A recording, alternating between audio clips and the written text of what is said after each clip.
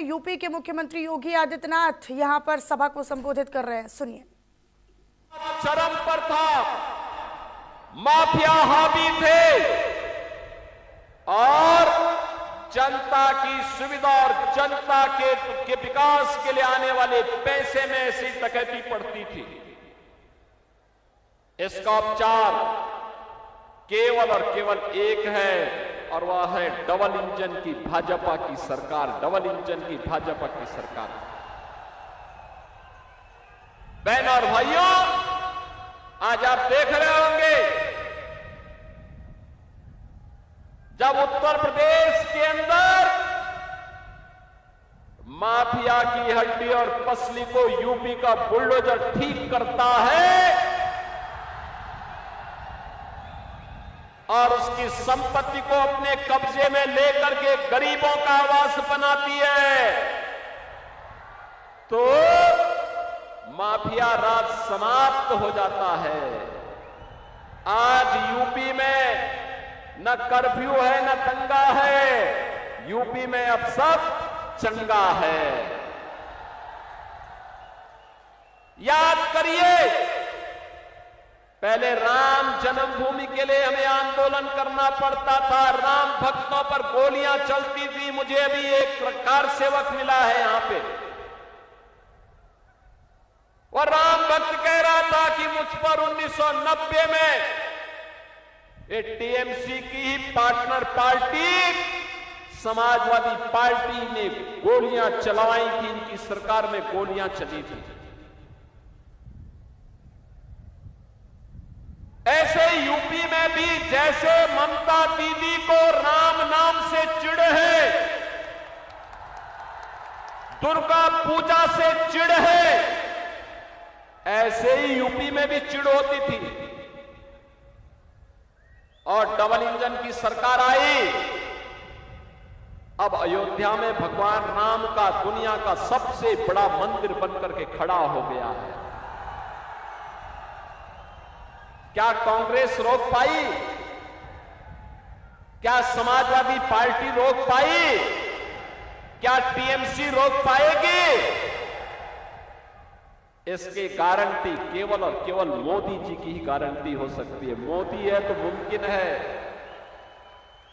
ये गारंटी केवल बीजेपी दे सकती है कि दंगा नहीं होगा, कर्फ्यू नहीं लगेगा, लेकिन गौ माता को कटने नहीं देंगे और हिंदुओं को बंटने नहीं देंगे।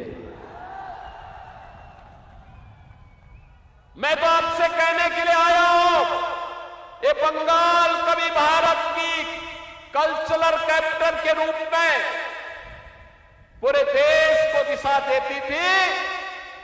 पहले कांग्रेस ने, फिर कम्युनिस्टों ने और 15 वर्षों से टीएमसी ने पहचान का संकट खड़ा किया है। अब एक कल्चरल कैपिटल नहीं, अब तो इन्होंने इसको क्राइम कैपिटल बना करके आपके सामने पहचान का संकट खड़ा किया है।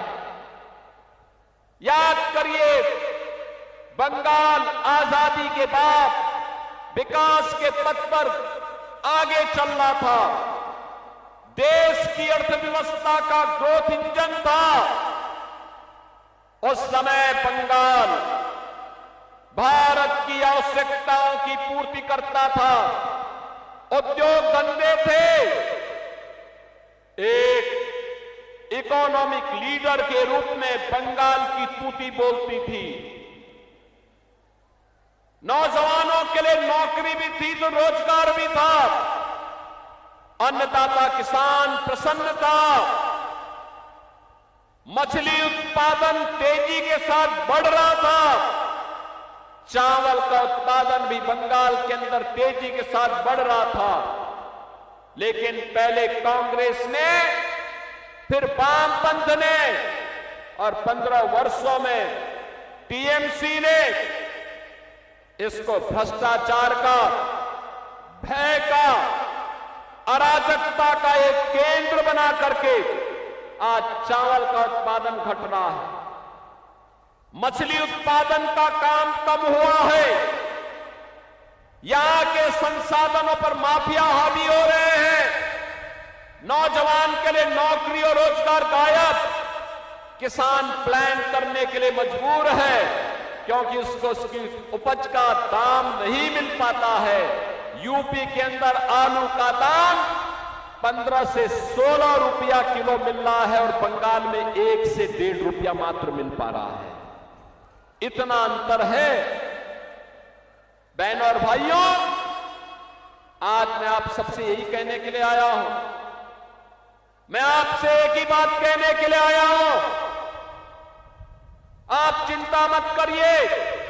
टीएमसी के गुंडे क्या कह रहे हैं, भयभीत मत होइए। कोई माफिया क्या कह रहा है, उससे भयभीत होने की आवश्यकता नहीं। कोई मौलाना क्या पक रहा है, उससे चिंता करने की आवश्यकता नहीं। आने दीजिए डबल इंजन की बीजेपी की सरकार को, ये सभी आपकी चाटुकारिता करते हुए दिखाई देंगे। आपके लिए बंगाल की सड़कों पर झाड़ू लगाते हुए दिखाई देंगे ये सभी लोग, और इसलिए चिंता करने की आवश्यकता नहीं। देखो ना, यूपी में कितना परिवर्तन हो गया, वहां किसी सड़क पे कोई नमाज नहीं पढ़ सकता, नहीं पढ़ सकता।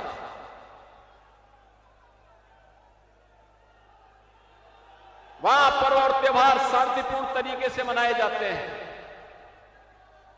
कोई अराजकता नहीं, कोई गुंडागर्दी नहीं, हर बेटी और बहन को सुरक्षा की गारंटी है।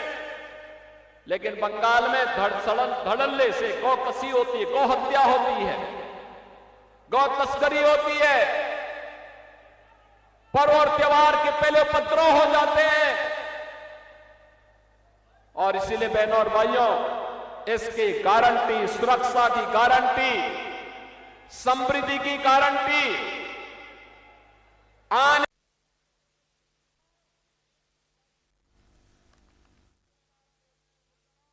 आने वाले पैसे कहती पड़ती थी। इसका उपचार तो पश्चिम बंगाल का रण, दरअसल मुख्यमंत्री योगी आदित्यनाथ चूंकि एनडीए के एक फायर ब्रांड नेता हैं और कहीं ना कहीं उसका फ़ायदा उठाने का प्रयास पश्चिम बंगाल में एनडीए कर रही है, बीजेपी कर रही है। बीजेपी के चुनावी कार्यक्रम में हुंकार भरते हुए, चुनावी जनसभा को संबोधित करते हुए मुख्यमंत्री योगी आदित्यनाथ नजर आ रहे हैं। और सीएम योगी आदित्यनाथ जो हैं वो फिलहाल उनकी मौजूदगी पश्चिम बंगाल के बाराबनी से है और यहाँ पर वो जनसभा को संबोधित करते हुए नजर आ रहे हैं। विपक्ष को वो जमकर घेर रहे हैं।